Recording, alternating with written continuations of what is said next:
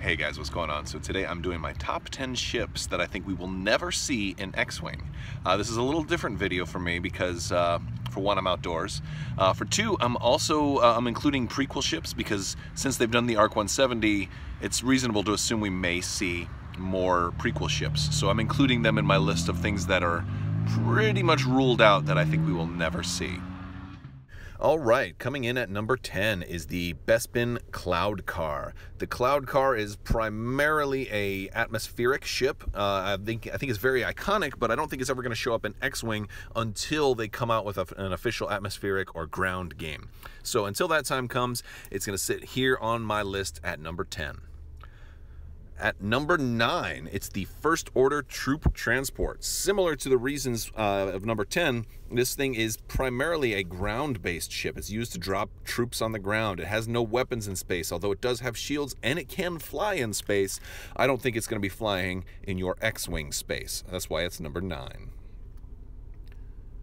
At number 8, it is Admiral Akbar's super custom fighter, the Daisy May. If you have seen many of the LEGO broadcasts lately, you probably have seen this thing show up in either video games or in the TV shows.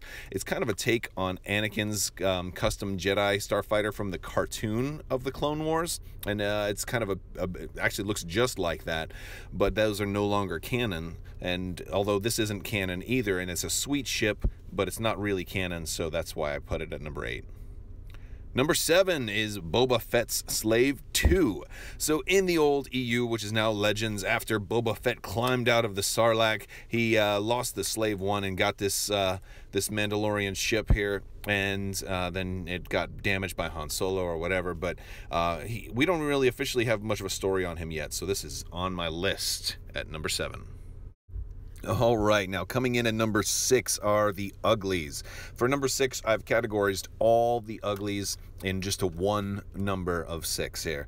Basically, uglies are these ships that have been pieced together from other pieces of dead ships, and they're hideous and they're kind of monstrosities. They're the Frankenstein of ships.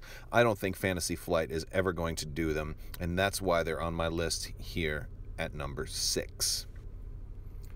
At number 5, we've got Count Dooku's Solar Sailor. This is the first prequel specific ship to make it on my list. I think if they start doing prequel ships, they are definitely not going to do this monstrosity.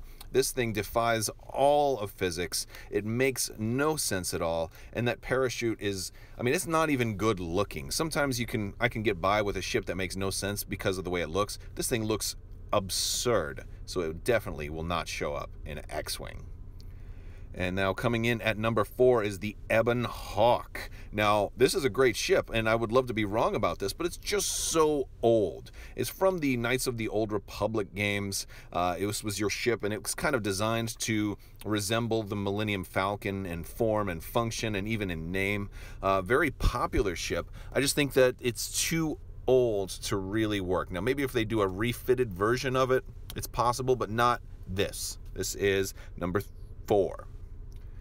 Now at number 3, it is the Vulture Droids, another prequel ship, right? But now you're thinking, well, this might make perfect sense. Why is it on the list? It's on the list because they would have to be cheaper than a TIE fighter, and I don't think they're ever going to make a ship cheaper than a TIE fighter.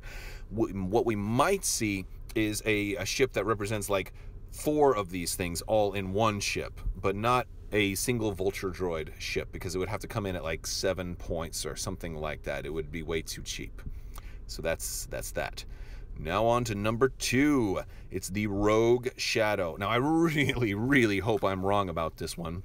The Force Unleashed was one of my favorite games ever.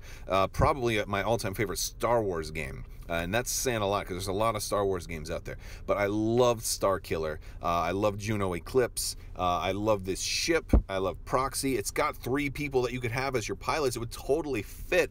But everything that Lucasfilm is doing makes me think that they're totally done with Starkiller and that whole fake storyline. And I think Juno in the TIE Advance is as close as we're going to get. This thing even had a stealth device, man. It would have been great. But I don't think we're going to get it. Sorry. I hope I'm wrong. Number 1 is the Raven's Claw. So Kyle Katarn and Jan Ors crashed the Moldy Crow. It got destroyed rather at the end of I think it was Dark Forces, and now we get the Raven's Claw. The Raven's Claw was the replacement ship that you see throughout all the extra games, through the Jedi Knight games, through the I think even the Jedi Academy. I just don't think there's enough new in this ship to justify making it into X-Wing, and that's my number 1 ship we won't see. All right, guys, that was the list. Thanks for watching. Let me know what you think. Let me know what you think maybe I screwed up on. And as always, leave a comment, like, and subscribe, and have a wonderful day.